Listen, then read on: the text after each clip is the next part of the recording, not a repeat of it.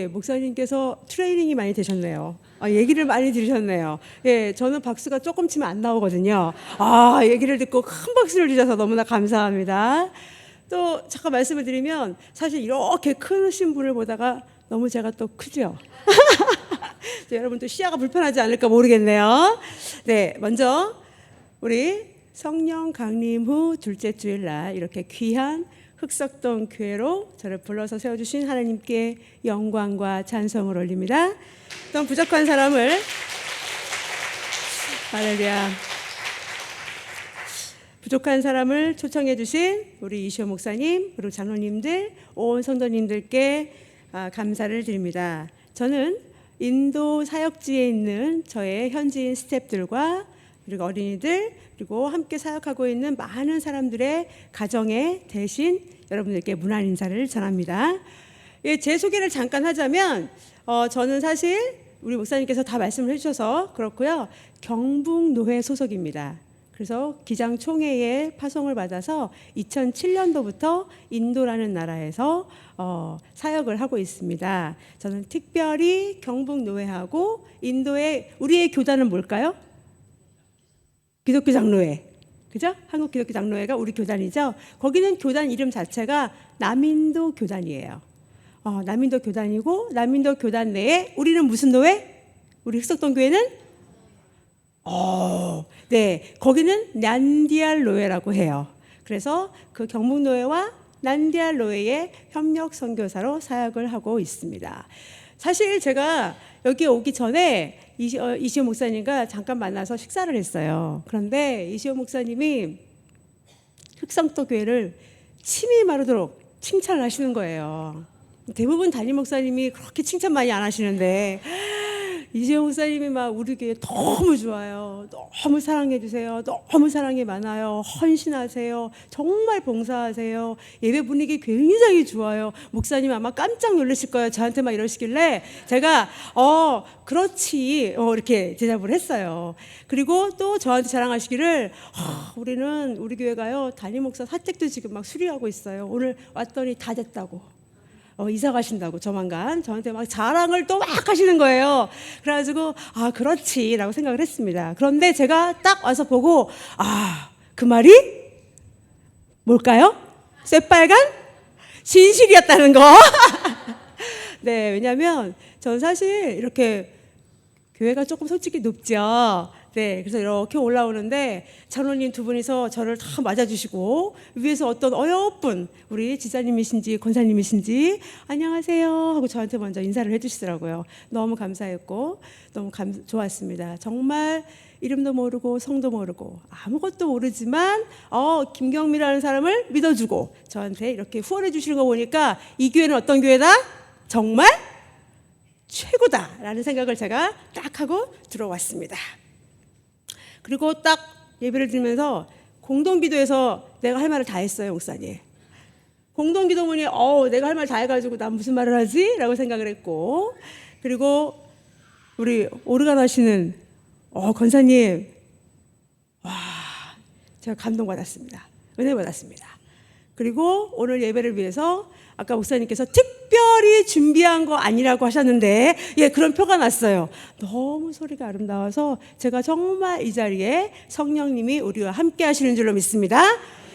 네, 그래서 이렇게 함께하는 오늘 성령님께서 예배 시간에 주님의 은혜를 충만하게 임하실 줄로 믿습니다. 우리 잠깐 인도에 대해서 많이 알겠지만 인도에 대해서 우리 조금 알고 그리고 넘어가도록 하겠습니다.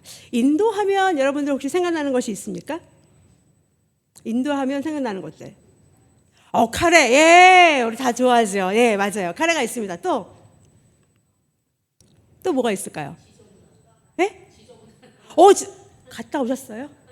어떻게 하셨을까? 신기하다. 네, TV에서 많이 보셔서 그렇습니다. 자, 인도라고 하면요. 이런 것들이 막 생각이 난대요.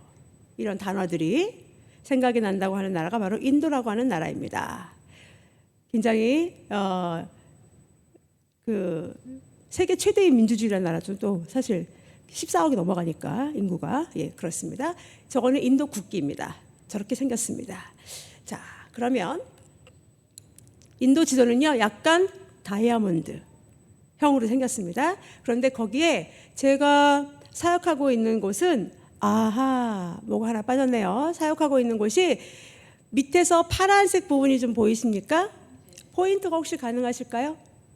안 되시면 이 포인트가 될까요? 예, 아니면 괜찮습니다. 뭐 그렇게 중요하지 않습니다. 예, 제가 인도라는 나라를 다 혼자서 커버하면 너무 좋겠지만 저는 그럴 수가 없고요. 또 그러지 못하고 그 중간에 보면 빨강하고 파랑하고 같이 있는 그 끝에 약간 끝쪽으로 그쪽으로 보이십니까? 예, 거기에 파란색 부분이 제가 사역을 하고 있는 그런 곳입니다. 자, 거기는요, 인도는요, 남아시아고요, 수도는 뉴델리입니다. 인도는요, 언어를 기본적으로 한 사람이 딱 태어나면 3가지 말을 배워야 합니다. 공통 언어가 힌디어와 영어가 공통 언어입니다. 그러면 그 지역에서 사용하는 말은 무엇이 따로 있겠죠. 지역말, 우리 제주도 방언처럼. 그래서 한 사람이 딱 태어나면 몇 가지 말을 한다? 그렇습니다. 우리하고 달라요. 그렇죠? 그렇습니다. 인구는 약 14억 8천이 넘어갔습니다. 그리고 면적은 제가 조금 어렵게 해놨어요. 왜? 내가 똑똑해 보이려고. 자, 면적은요, 우리나라의 대한민국의 33배입니다.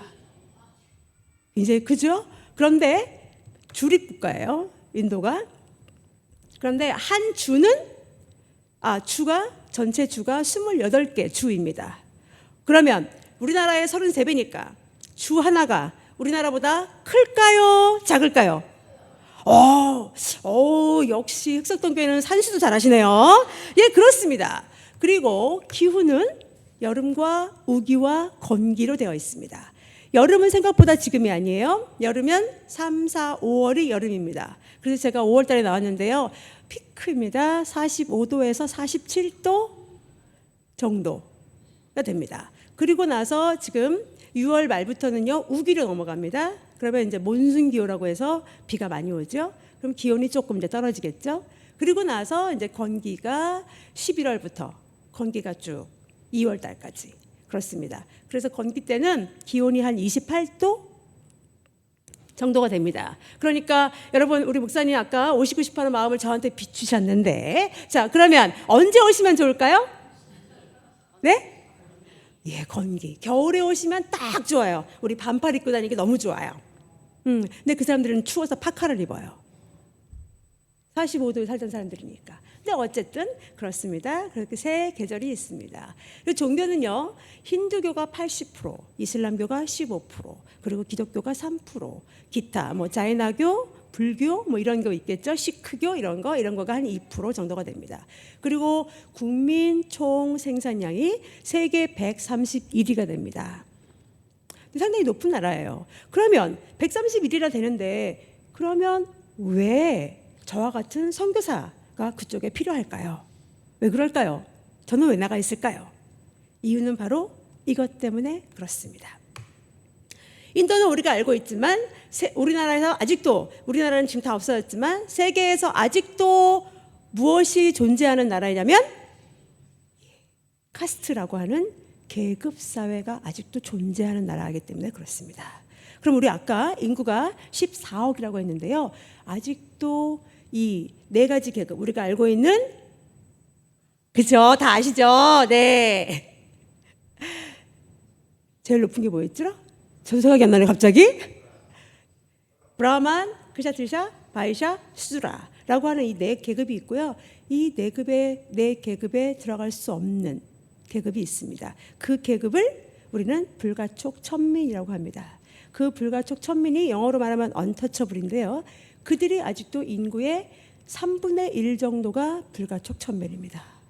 그러면 몇 억이 넘죠? 3분의 1이니까 14억이니까 거의 4억, 5억에 육박한다는 그런 뜻입니다. 그 정도의 사람들이, 불가촉 천민들이 지금도 그곳에 있기 때문에 저와 같은 선교사가 아직도 필요한 나라가 바로 인도라고 하는 나라입니다. 지금은 불가촉 천민이라고 부르지 않고요, 그쪽의 사회적인 용어로 우리가 차상위 계급 이렇게 부르듯이 그 용어가 바로 달리트라고 합니다. 그래서 그 용어가 불가촉 천민이 아닌 달리트라고 부르고 있습니다. 지금도 4억이 넘는 달리트가 있어서 제가 제 사역하는 지역에서 저는 이렇게 달릿을 위해서 지금 사역을 하고 있습니다. 어떤 사역을 하고 있느냐? 제가 하고 있는 사역을 쭉 세 가지로 놓으면 이 정도 사역을 하고 있습니다. 저는 특별히 어린이와 청소년과 여성 사역을 주로 하고 있습니다. 남인도 교단의 난디알로에서 기장 선교사로 파송을 받아서 어린이 사역으로는요, 기독학교와 공부방을 운영하고 있습니다. 청소년 사역으로는 우리 공부방 아이들을 그냥 공부방에 키우면 안 되겠죠. 그 아이들을 학교 공부할 수 있도록, 그래서 공부할 수 있도록 도와주는 학교 보내기와, 공부하려면 또 뭐가 필요하죠? 학비가 필요하죠. 그래서 그렇게 장학금 지원을 계속하고 있습니다. 여성 사역으로는 여자 전도사 양성과정과 재봉틀 교실, 여성들이 자활할 수 있도록, 사회적 지위를 가질 수 있도록 그렇게 하고 있습니다.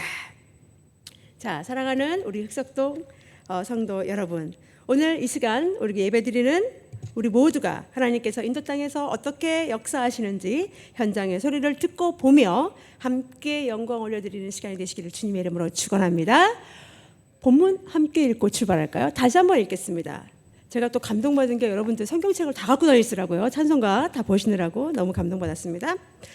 자, 그러면 본문 우리 16장 16절에서 18절을 읽겠습니다. 16절부터입니다. 준비되었습니까? 예, 출발합니다. 시작. 믿고 세례를 받는 사람은 구원을 얻을 것이요 믿지 않는 사람은 정죄를 받으리라. 믿는 자들에게는 이런 표적이 따르리니 곧 이름으로 귀신을 쫓아내며 새 방언을 말하며 뱀을 짚으며 무슨 복을 받을지라도 해를 받지 아니하며 병든 사람에게 손을 얹은즉 나으리라 하시니라. 아멘. 그러니까 예수님이 우리의 구원자임을, 그 복음을 믿고 세례를 받으면 구원을 얻고, 이때 나타나는 표적이 있다, 이때 드러나는 따르는 이적이 있다, 기적이 있다라고 오늘 말씀해주고 계십니다. 첫 번째 17절에 나와 있습니다. 첫 번째, 예수님의 이름으로 무엇을 할 수 있습니까? 네, 그렇습니다. 귀신을 쫓아낼 수 있다라고 말했습니다. 이것은 예수님의 사역입니다. 그래서 귀신을 쫓아낸 사건이 많이 있는데요, 우리가 딱 기억하는 사건이 무엇이 있습니까, 여러분? 네, 그 사건이에요. 저도 알고 있어요. 네, 그 사건을 여러분 딱 생각하실 것 같았어요. 저도 그렇습니다. 우리 유명한 사건 중에 하나가 군대 귀신 사건이 있습니다. 네, 군대 귀신이 털린 자, 거라사 지방에 지나가다가 나를 구하여 주시옵소서, 괴로워서 살 수가 없다고 소리 질렀습니다. 그래서 예수님이 어디로 가기를 원하냐 했을 때 그가 저 돼지떼에게 나를 들어가게 해주십시오라고 해서 돼지에게 귀신이 들어가게 한 사건, 그런 사건입니다. 자, 그러면 여러분들이 혹시 이제 여름쯤 우리도, 여름이란다, 건기쯤 우리도 한번 인도에 가볼까라고 생각을 하셨으니까, 인도에 오시면 인도 사람을 딱 만나지 않습니까?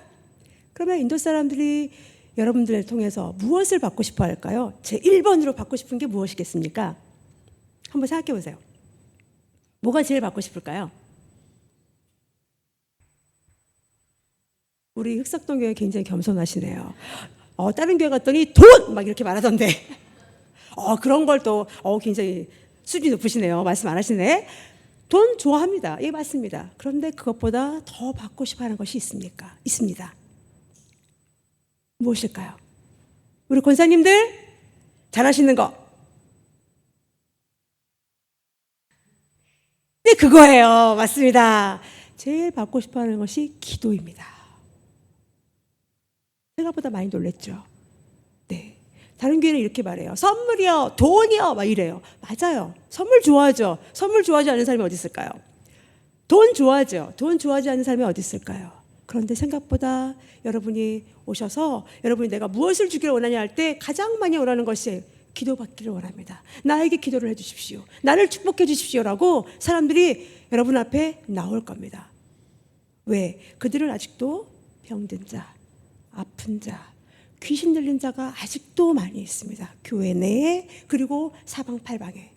그래서 여러분들이 오시면 기도해 주십시오라고 말할 거예요. 여러분들도 예수님이 제자들이, 예수님과 함께 예수님의 제자들도 마가복음 6장에 귀신을 쫓아낸 사건들이 많이 있었듯이 여러분들도 오셔서 그들에게 기도해 주시기를 부탁을 드립니다. 자, 그러면 두 번째로 예수님의 이름으로 무엇을 할 수 있다고 나옵니까? 새 방언이라고 나옵니다. 우리 방언 사건은 여러분들이 다 알고 계십니다. 사도행전 1장과 2장에 나와 있는 사건입니다. 오순절날 어디의 다락방에서? 네, 다 아시네요. 마가의 다락방에서 몇 명이? 120명이 모여서 전혀 기도에 힘쓸 때에 나타난 사건입니다. 하늘로부터 급하고 강한 바람 같은 소리가 가득하더니 불의 혀같이 갈라지는 것이 보이더니 각 사람이 무엇이 충만해서? 성령이 충만해서 다 각기 다른 말을 하더라라고 이야기하고 있습니다. 이렇게 방언이라는 것은 통역이 필요한 것을 우리가 방언이라고 합니다. 그런데 앞에 한 글자가 더 붙어 있습니다. 오늘 말씀에 새 방언이라고 그랬습니다. 여러분들 새 방언은 무엇일까요? 저도 잘 모르겠더라고요. 그래가지고 제가 주석서를 막 찾아봤습니다. 그랬더니 거기는 이렇게 되어 있습니다. 하나님을 높이는 말이다. 새로운 언어다. 또는 우리가 사용하지 않았던 말을 하는 것이다 라고 되어 있었습니다. 인도인들의 언어 문화에는 없는 것이 두 단어가 있습니다. 혹시 무엇이 있을까요? 고맙다고 하는 땡큐가 없습니다. 땡큐는 다 배우는데, 그리고 그러면 고맙다고가 없대요. 그럼 또 뭐가 없을까요? 미안하다고 하는 쏘리가 없습니다. 그들의 언어 문화가 그렇습니다. 그들은 어떠냐면 쏘리라고 할 때는요, 죽을 정도로 내가 잘못한 일이 있어야 쏘리라고 한답니다. 그래서 과연 예를 들면 오늘 제가 흑석동교회 11시 예배를 오늘 제가 오기로 했습니다.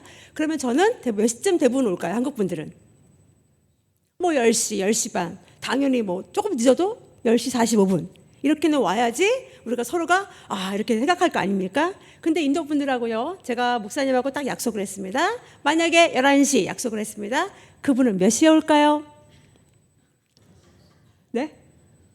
12시? 권사님 조금 더 쓰세요. 12시에서 1시 사이에 옵니다.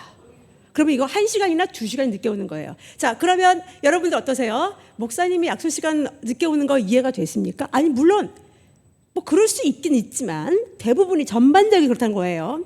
자, 그러면 저는 얼굴이 어떻게 됐을까요? 가뜩이나 얼굴이 홍조가 많은데 제 얼굴은 어떻게 됐을까요? 이미? 그렇죠. 당연하죠. 올라갔죠. 저는 올라갔습니다. 얼굴이 빨갛습니다. 이거 뭐지? 난리가 났습니다. 그러면 딱 와서 한마디만 하면 좋잖아요. 무슨 말? 쏘리 한마디 하면 내가 딱 녹잖아요. 그죠? 그래, 괜찮아. 그런데 그들에게는 그 문화가 있다 없다? 없다. 이렇게 그냥 아무렇지 않게 그냥 자기의 이야기를 합니다.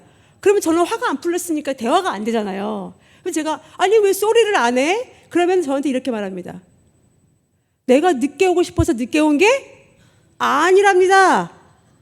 왜? 일이 생겼는데 어떻게 합니까? 이런저런 일이 생겼대요, 중간에. 그래서 늦게 왔답니다. 그러니까 나한테 미안해할 필요가 없답니다. 자, 그러면 땡큐는 이렇습니다. 땡큐란 말을 왜 안 쓸까요? 네가 줄만 하니까 나한테 주겠죠. 그럼 난 받는 게 당연하죠. 내가 왜 그걸 고마워해야 되지? 그런 문화를 가지고 있는 나라가 바로 인도라는 나라입니다. 이렇게 목사님처럼, 인도 목사님처럼 배운 사람들도 땡큐와 쏘리를 안 하는데, 이렇게 아까 말씀드린 달리트라고 하는 가장 못 배운 어려운 사람들, 그런 사람들은 땡큐와 쏘리를 알까요? 모를까요? 예, 모릅니다. 그런데 하나님의 은혜로 우리 기장에서 하고 있는 여성을 위한 사역 중에 아까 재봉틀 교실을 한다고 그랬습니다. 자, 그쪽에서 재봉틀 교실을 하고 있는데요. 1년짜리 코스입니다. 그래서 1년에 10명에서 15명 정도의 훈련생을 받아서 거기에서 아침에 9시부터 오후 3시까지 함께 기도로 시작하고 기도로 마무리하며 재봉틀 교육을 하고 있습니다. 여성들의 자활을 위해서, 또는 아직도 어렵고 못 배운 사람들이 많기 때문에 과부나 또는 여성 혼자 생계를 유지해야 되는 사람들, 배운 게 없으니까 기술이라도 배워야 먹고 살 수 있기 때문에 그런 교육을 하는 겁니다. 종교는 대신 저는 가리지 않습니다. 힌두인도 있습니다. 무슬림도 있습니다. 그리고 크리스찬도 있습니다. 올해 졸업한 사람은 12명이었습니다. 12명 중에 힌두 여인이 3명이었고 무슬림이 1명이었습니다. 나머지 8명이 크리스찬이었습니다. 그런데 졸업식 날, 실효식 날, 이 졸업식을 할 때 10개월을 잘 배우고 나면 우리가 졸업 선물로 재봉틀 한 대를 선물해 줍니다. 그래서 그들이 기쁨으로 감당하려고 옵니다. 물론 배우는 수강료는 조금 내지만 우리가 재봉틀 한 대씩을 선물해 주니까 얼마나 좋겠습니까? 그렇죠? 그래서 그들을 앞길을 위해서 또는 자녀들을 위해서 가정을 위해서 그렇게 해주는 겁니다. 그런데 재봉틀 한 대가 12만 원입니다. 얼마요? 네, 여러분 꾹 눌러주시면 목사님을 통해서 그러면 제가 탁 받아가지고 그들에게 또 척 하고 제가 선물로 드릴 수가 있습니다. 한 대 얼마라고요? 감사합니다. 자, 어쨌든 올해 수료식을 하는데 수료식 날 힌두 여인이 이렇게 앞에 나와서 간증을 하는 겁니다. 이런 말을 합니다.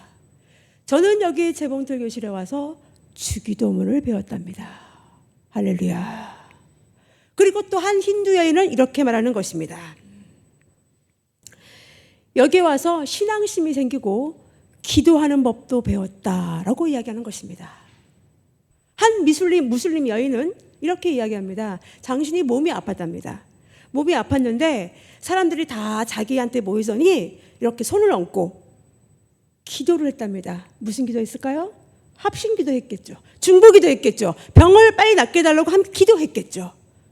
그래서 자기가 여기에 와서 이웃사랑을 배웠다. 한 가족이 되었다라고 무슬림 여인은 고백하는 것입니다. 크리스찬들은 앞에 나와서 이런 말을 합니다. 기장인들을 통해서 우리가 이렇게 재봉틀을 배울 수 있고 또한 우리를 후원해 주셔서 재봉틀도 받아가니까 이렇게 생계를 꾸릴 수 있도록 우리를 도와주신 모든 분들께 감사하다, 땡큐라고 이야기하는 것입니다. 그들이 사용하지 않았던 말, 감사의 말, 사랑의 말, 즉 천국의 언어로 이렇게 말할 수 있는 새 방언이 임한 줄로 믿습니다. 자, 세 번째로 보겠습니다. 세 번째로 말씀을 보시면 되겠습니다. 18절에 보면 예수 그리스도의 이름으로 무엇을 할 수 있습니까? 뱀을 집어 올리고 또 무슨 독을 마셔도 해를 받지 않는다라고 이야기합니다. 자, 이것은요 바울이 로마로 압송될 때 일어나는 사건입니다. 이것은 사도행전 28장에 나와 있습니다. 바울이 로마로 압송되어서 갈 때 풍랑으로 배가 파산이 되었습니다. 파산이 되었을 때 그곳 원주민들로부터 바울이 구조가 됩니다. 그러니까 물에 쫄딱 젖었겠죠. 그래서 추울까 봐 원주민들이 불을 지펴줍니다. 불을 지펴주는데 그 불이 조금 적어졌나 봐요. 작아졌나 봐요. 그러니까 바울이 옆에 있던 나무를 탁 집어서 그 불을 좀 더 높게 하려고, 더 크게 하려고 탁 집어넣으려고 했을 때 그 나무 사이에 무엇이 있었을까요? 뱀이 있었습니다. 불이 뜨거우니까 그 뱀이 튀어나와서 바울의 손을 딱 물었다는 겁니다. 원주민들이 깜짝 놀랐습니다. 조만간 이 바울이 어떻게 되겠다? 죽겠다. 왜? 그 뱀이 독뱀이었기 때문에 그렇습니다.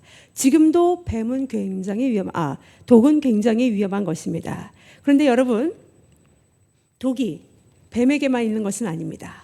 여러분 혹시 이런 말 들어보셨습니까? 조금 어려운 일을 당했을 때, 우리가 힘든 일을 당했을 때 우리가 어떻게 위로할까요?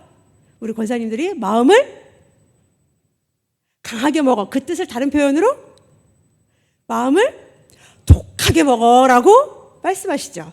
예, 그 말은 무엇일까요? 마음에도 독이 있다는 뜻입니다. 그렇습니까? 예, 그러면 또 제가 이렇게 보니까 여러분들 보니까 피부들이 다 좋으시네요. 뾰루지도 안 나시나 봐요. 요게 뾰루지가 딱 났다. 그러면 여러분 어떻게 하십니까? 저는 이걸 잘 연그렀나 안 연그렀나 만져봅니다. 만져보고 노랗게 익으면 어떻게 할까요? 손으로 탁 잡니다. 그때 그것을 보고 있던 저희 엄마는 이렇게 말합니다. 아이고 뭐가 오르는데? 손독 오르는데. 손에도 독이 있다는 뜻입니다. 이렇게 여러 가지 독이 있습니다. 독한 말도 있습니다. 이것은 실제로 제가 겪은 이야기입니다. 몇 년 전에 제가 있는 사역지에서 홍수가 났습니다. 그래서 이게 만약에 1층이라면 홍수가 나서 물이 얼마큼 차냐면 저기 지금 스피커 있는 데 있죠. 거기까지 물이 찼습니다. 그래서 온 동네가 난리가 났었어요. 그러니까 그 물이 빠지는데 한 일주일이 넘게 걸릴 정도로 그렇게 천천히 빠졌습니다. 물이. 왜냐하면 다 아까 누가 지저분하다고 말씀하셨죠? 예, 당연하죠. 배수구 시설이 안 돼 있기 때문에 온갖 쓰레기, 뭐 홍수가 났으니까 짐, 옷 이런 게 다 밖으로 떠다니니까 당연히 빨리 빠지질 않지요. 그래서 한 일주일 지났는데도 불구하고 이게 보니까 저의 한 이 복숭아뼈 있는데 그 정도 이렇게 물이 남아 있길래 공부방 아이들을 불러가지고 함께 청소를 하면 물이 좀 더 빨리 빠지겠다. 그리고 나서 물 청소를 싹 하면 거리가 깨끗하겠다 싶어가지고 제가 공부방 아이들을 불렀습니다. 청소년들을 불러서 같이 청소하자 그랬습니다. 그랬더니 난리가 났습니다. 엄마들이. 왜요? 엄마들이 저한테 막 옵니다. 오더니 저한테 이렇게 항의를 하는 겁니다. 우리의 아이들은 청소하는 계급이 아니랍니다. 우리는 그런 일하는 계급이 아니랍니다. 우리 아이들한테 그런 일을 시키지 말랍니다. 그래서 제가 물었습니다. 나는요? 그럼 아이들은 안 되면 나는요? 제가 물었습니다. 엄마들이 저한테 뭐라고 하냐면 저한테 이렇게 말합니다. 그건 너의 업보랍니다. 제가 목사인데요? 나 선교사인데요? 제가 목사고 선교사인 걸 그 동네에서 다 합니다. 근데 나한테 뭐가 있대요? 업보가 있답니다. 제가 너무 끔찍했습니다. 와, 목사님, 우리 무슨 업보가 있어서 목사님이 됐을까요? 너무 놀랐습니다. 그러나 예수 그리스도의 이름으로 그런 독한 말을 들어도 하나님께서 그곳에서 아직도 사역할 수 있도록 우리를 도우신 줄로 믿습니다. 자, 마지막입니다. 예수 그리스도의 이름으로 무엇을 할 수 있다? 여러분께서 말씀해 주세요. 네? 병든 자에게 손을 얹은 즉 나으니라. 아멘. 그렇습니다. 병든 자에게 손을 얹은 즉 나으니라. 무엇으로? 예수 그리스도의 이름으로. 아멘. 그렇습니다. 예수 그리스도의 이름으로 손을 얹어서 병을 나은 사건들을 굉장히 우리가 많이 알고 있습니다. 열병을 앓고 있던 시몬의 장모를 비롯해서 여러 가지 사건이 기억나실 겁니다. 우리 특별히 12년간 혈루증을 앓고 있던 여인의 이야기가 여러분 기억이 나십니까? 네, 그 여인은 12년 동안 피가 멈추지 않았습니다. 그때 그 여인에게 들려온 소리가 있었습니까? 무슨 소리? 예수님이 곧 지나가신다라는 소리를 들었습니다. 그 소식을 듣고 이 여인은 밖으로 나가 예수님의 무엇만 만져도, 옷깃만 만져도 내 병이 낫겠다라고 생각을 하고 예수님이 지나가신 찰나에 정말 그 옷깃을 만졌을 때 그 여인의 병이 그 즉시로 나은 사건입니다. 이것은 그 여인의 병만 치유된 사건이 아닙니다. 그 여인에게 제2의 인생, 새로운 인생이 그 여인에게 시작된 줄로 믿습니다. 우리 기장이 하고 있는 공업방에 있는 지역은요, 쓰레기 매립장과 시체 화장터를 끼고 있는 그런 마을입니다. 약 100m 정도 되고요. 골목 끝에서부터 마지막까지가 맨 마지막이 시체 화장터입니다. 그래서 온갖 시체들이 오는데 거의 3구 하루에도 많을 땐 5구 정도가 이렇게 오고 있습니다. 그러면 거기 있는 아이들은 다 어떨까요? 생각을 해보십시오. 거기에 살면 삶이 어떨까요? 한번 생각을 해보시기 바랍니다. 그런데 그곳에 골목이 한 100m인데요. 가구 수가요 거의 한 400여 가구가 됩니다. 엄청나죠? 한 가구에 4명만 쳐도 엄청난 사람들이 거기에 살고 있습니다. 그런데 그 사람들이 아까 말씀을 드렸지만 거의 다 무학입니다. 학교를 다녀본 적이 없는 사람들입니다. 부모들이. 그러니까 거기 있는 사람들이 주로 무엇을 많이 먹을까요? 술 먹고 패싸움하고, 남자분들은 거의가 다 노동하지 않고 하는 일은 무덤 파는 일이니까요. 그렇습니다. 그러니까 가정 불화가 심각하고요. 또 그래서 그런지 그 마을에는 자살도 많고 방화도 많습니다. 그런 삶을 살고 있는 사람들입니다. 문맹률이 99%입니다. 부모들의 문맹률이. 그곳에서 아이들을 공부방을 하면서 공부방에 오는 아이들을 학교 보내주고 있습니다. 그 아이들 중에 소프나라고 하는 아이의 이야기를 하고 싶습니다. 여러분께 소개해드리고 싶습니다. 이 소프나라고 하는 아이는요, 2009년도부터 한국의 후원자와 함께 그 소프나를 1대1 자매 결혼을 맺어가지고 그 아이를 공부시켜 주고 있었습니다. 근데 처음에 이제 소프나는 이녀 일남 중에 이 아이가 둘째 딸입니다. 첫째 장녀지만 위로는 오빠가 있고 밑으로는 여동생이 있습니다. 그런데 이 아빠가 알코올 중독입니다. 전혀 일을 하지 않습니다. 그러니 엄마가 일을 해야 되는데 엄마도 심각하게 다리에 화상을, 전체 화상을 입으셔가지고 일을 제대로 할 수가 없어서 집 앞에서 노점상을 하고 계십니다.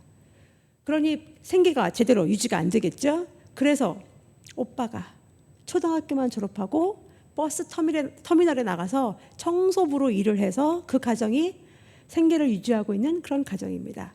거기에 첫째 딸 소프나입니다. 그러니 이 아이는 어떻게 생각했을까요?